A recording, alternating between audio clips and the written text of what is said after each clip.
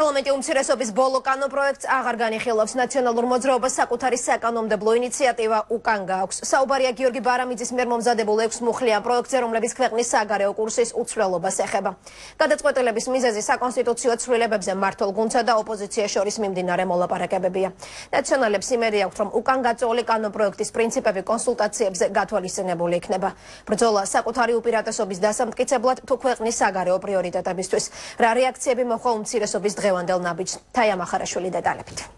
ჩვენ არ აქვთ არანაირი წინაპირობა იმისი, რომ ჩვენ გქონდეს სამტკიცებელი რიგი და იქ არ შევა. მე არ გეუბნები და ამით არ ვიყენებ წინაპირობას. არ მიგიგებია ეს მოხსენი. ეს მოხსენი რამდენად აუცილებელია გაწევრიანებისთვის სასურველი და არასასურველი ორგანიზაციების ჩამონათვალის კონსტიტუციაში გაწერა. საგარეო პოლიტიკური კურსის უცვლელობის შესახებ გიორგი ბარამიძის საკანონმდებლო ინიციატივაზე დოკუმენტის გაწევის მიუხედავად დებატები პარლამენტში მაინც შედგა. ინიციატივის გაწევის მიზეზად დეპუტატმა ინიცირებისთვის არასაკმარისი ხმები და დაგეგმილი საკონსტიტუციო ცვლილებების განხილვა დაასახელა. ეხლა თქვენ იცით, რომ უკვე მიმდინარეობს პროცესი ამ პრინციპების კონსტიტუციაში დაფიქსირებისა, ამიტომ დღეს მე უკან გამოვიწევ ამ კანონპროექტს, რათა ხელი არ შეეშალოს კონსტიტუციის განხილვის პროცესს და საბოლოო ჯამში ჩვენ ერთობლივად მივახციოთ ჩვენს მიზანს, რომ ეს ყველაფერი დაფიქსირდეს საქართველოს კონსტიტუციაში. უმცირესობის იმედების ფონზე საპარლამენტო უმრავლესობა ინიციატივაში ჩამოთვლილ ყველა პრინციპს არ ეთანხმება. კოალიციის წარმომადგენლები ევროპულ არჩევანს კიდევ ერთხელ აფიქსირებენ და ამბობენ, რომ ეს თავისთავად გულისხმობს დისტანცირებას ყველა პოსტსაბჭოთა ორგანიზაციისგან. უმრავლესობის განცხადებით ინიციატივის განხილვა პარლამენტში გაგრძელდება. როდესაც ჩვენ ვლაპარაკობთ, რომ გვინდა ევროკავშირში, ეს ავტომატურად ნიშნავს, რომ ჩვენ არ შეიძლება არათუ გვინდოდეს, არამედ საერთოდ აზრად ვინმეს გაუჩნდეს, რომ გვინდა ესეთეში. არ გამორიცხავთ იმას, რომ აი ზოგიერთი დებულება აი ამ კანონპროექტიდან ბატონი ბარამიძის გადმოვიდეს აქეთ, შევჯერდეთ, შევაჯამოთ და შემდეგ გამოვიდანოთ რაღაც ფორმით უკვე შეჯერებული პოზიცია.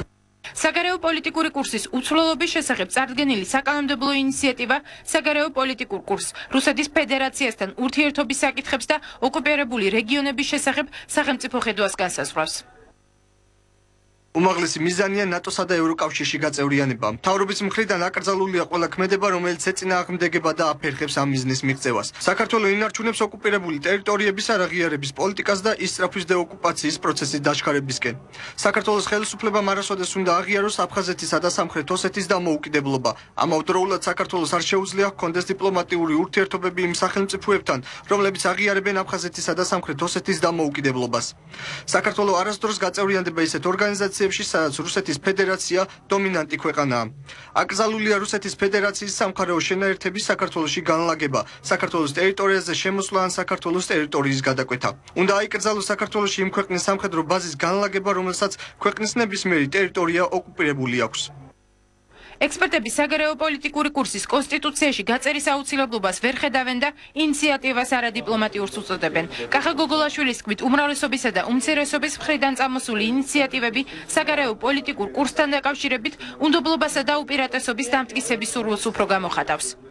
მე მგონია, რომ ორივე ძალა პირველ რიგში ამ ეტაპზე მაინც ცდილობს რაღაც პოლიტიკური უპირატესობის მოპოვებას.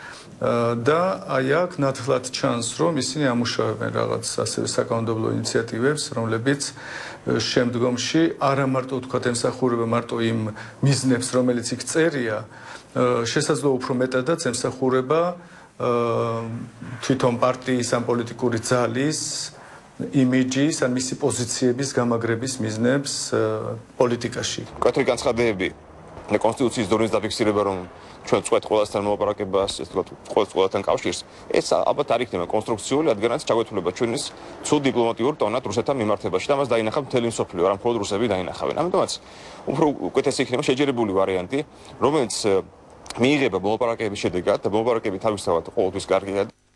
საკანონმდებლო ინიციატივა პარლამენტში ჯერ კიდევ რჩება. მისი ავტორის განცხადების მიუხედავად გაწევის პროცედურა არ ჩატარებულა.